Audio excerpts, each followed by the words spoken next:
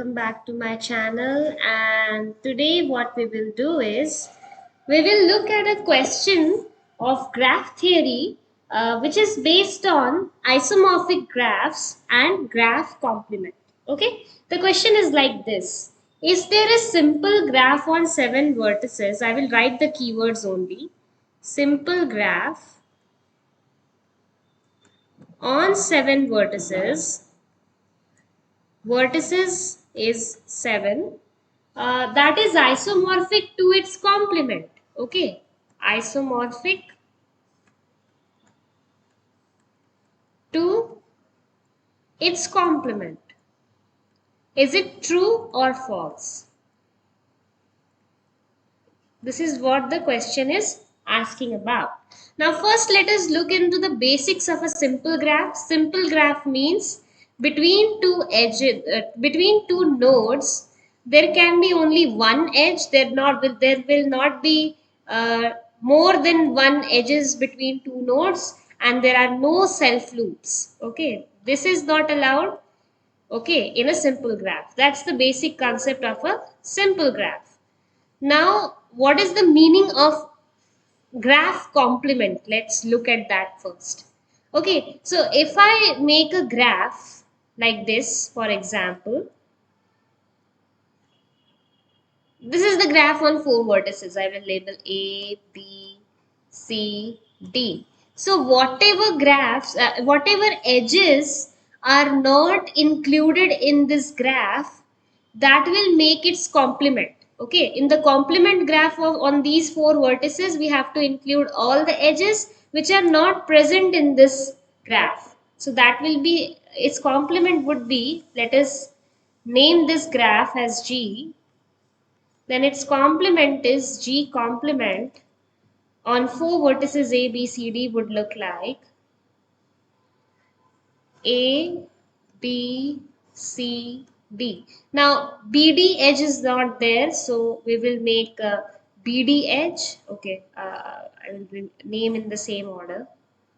Okay, this is D, this is C. BD edge has to be included. CD edge has to be included. AB is there, AC is there, so we'll not draw it.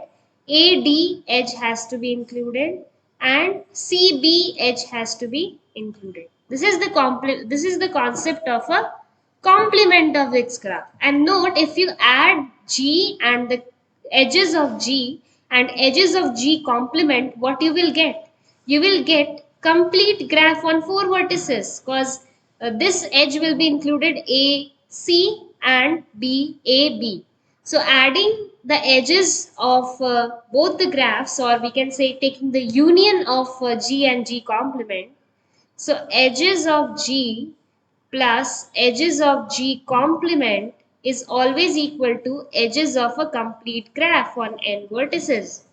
Suppose both of these graphs have n vertices. Okay, so that is the concept.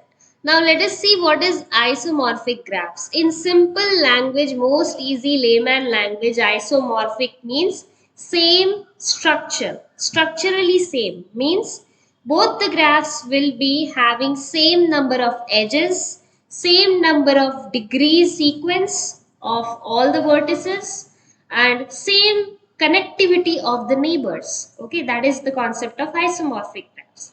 So let us now answer this question. Okay, we have revisited the basics of all the key terms.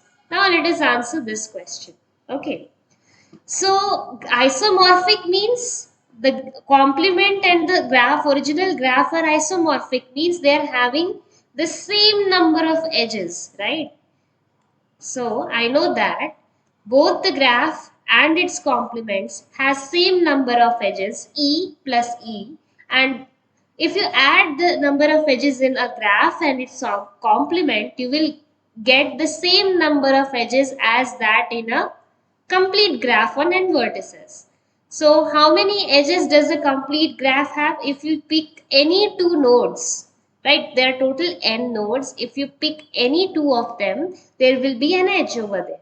So that is n into n minus 1 by 2. Okay, and if I simplify, we will get twice of e is equals to n minus 1 into n by 2, and edges will be equal to n into n minus 1 by 4. So for a graph to be isomorphic with its complement, the number of edges should be equal to this, and this should be equal to integer, because I know that edges cannot be a fraction. Okay, it has to be an integer. So if either n is divisible by 4 or n minus 1 is divisible by 4, then we will have on those many vertices we can create a graph that is isomorphic to its complement. Okay, now let us plug in 7. Okay, is it possible to create this such a graph with 7 vertices? So 7 into 7 minus 1 is 6 by 4. See, 2 3s are 6, 2 2s are 4. This is not divisible. This is not an integer.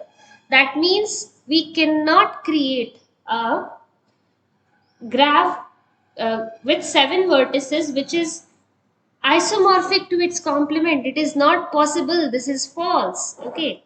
Another observation, look over here.